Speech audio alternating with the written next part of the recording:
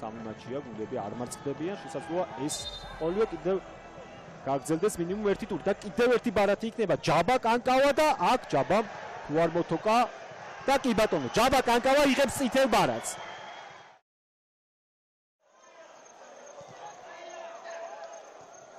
კარგი აქვს დასწრებაზე ცეცხლაზე კიდევ ერთი კარგი მოძრაობა დარტყმა გარის მიმართულებით ლორია.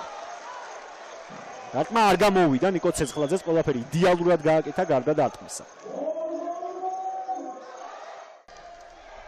ჩხეტიანი ჩაწოდება საჯარიმოში, ცოდი იყო ეს ჩაწოდება. ინუას უპრობლემოდ გამოაქვს ბურთი. ლაუდევდარიანი.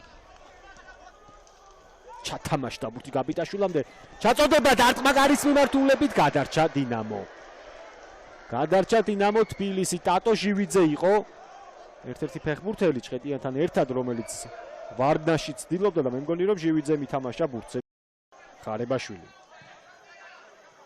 ანს ოსეი გაუჭირდა ბურთის შემაგრება და დაჯარიმდა კიდეც დინამოს ლეგიონერი.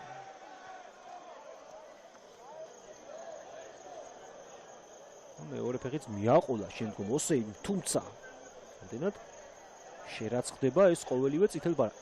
აქ ფაქტია რომ აბიჯებს.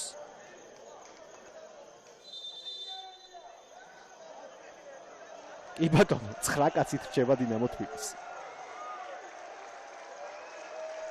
ბანს ოსეიც იქნა გაძევებული.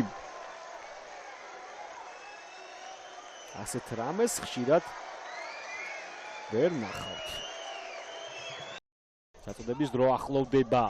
დაბალი პასი, კარგი გატარება დარტყმა გარის მიმართულებით, აი შანსი, მაგრამ დაბლოკეს დინამოელებმა.